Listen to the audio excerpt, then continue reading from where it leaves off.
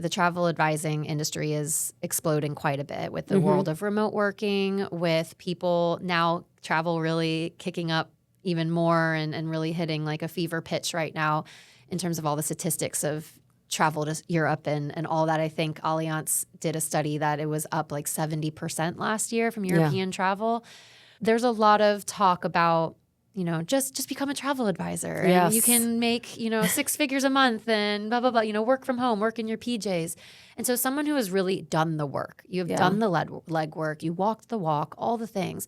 What would you say to someone who is considering or wanting to be a travel advisor? Any pieces of advice that you can give them so it's not just some trend or they don't fall into some trap of giving a company some money just to become a travel advisor? Like, what does that process look like for you? Right. I see that all the time. It's always advertised on Instagram, like become an advisor and show people how to travel, and then they're going to give you their itineraries of what they recommend. But that's not going to be unique to the client and customer that's calling you.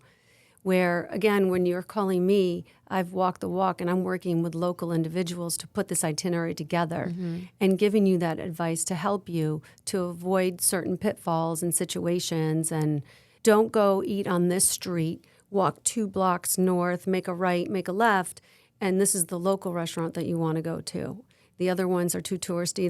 It's overpriced and you're going to not have the good food or whatever it is. That's what we're here to advise you. Because, again, I've done it, they've done it, they live there, they know. It's just like living in South Florida. People are going to call you and ask you, well, where do I go to eat? I heard that this restaurant's great. And you're like, oh, my God, no. Yeah. Do not go to that restaurant. But you're a local, So that's what's more important. You just can't sit at your desk and just think that you're going to put this itinerary together for somebody.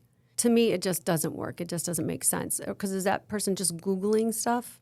I remember I had a friend who reached out to me and said, hey, I've never been to Europe. I really want to go and bring my family. Can you help me? 'Cause I'm also a travel advisor. And I said, yeah, sure. Where do you want to go? And she said, Paris and Rome. And I said, well, I could definitely do some good Googling, but I've never been to Paris and I've spent about 10 minutes in Rome. So I'm going to refer you to someone who I know specializes in this. This was maybe like 6 months ago. And she was like, wow, that was really honest. And I was like, yeah, because I want you to have the absolute best vacation possible.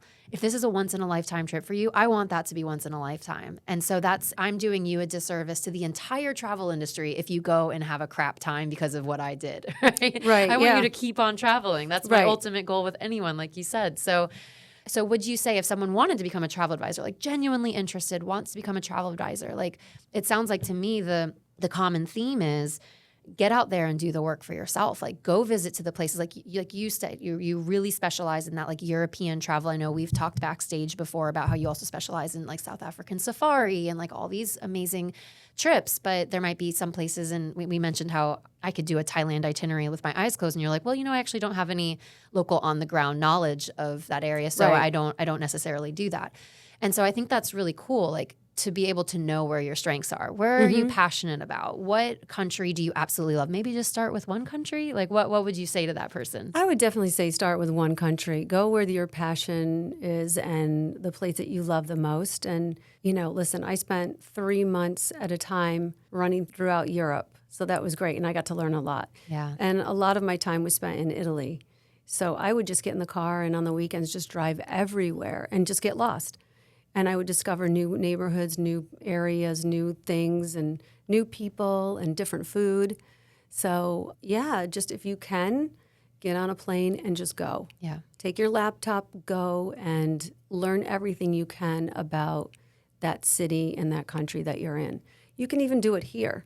I was going to say, you don't have to go very far. No, you don't. You can do it in this country, too. If you love, Denver, go to Denver and become a specialist in everything that's Denver's all about and get out there and walk. Yeah. Do not get in a cab. Do not drive. Just get out and walk. And that's the only way you're going to find things, discover things, and really see things. And that's even great, not just for someone who wants to be a travel advisor. That's great advice for just a traveler in general. Like get out and walk. Be face to face with the street. Don't hide behind the window of the car. Of course, if it's a far drive, you got to do it. Right. But stop your car, get out, yes. Walk around, find restaurants, find different things. Smell the smells. And just explore. Yeah. I mean, I do that here sometimes, you know.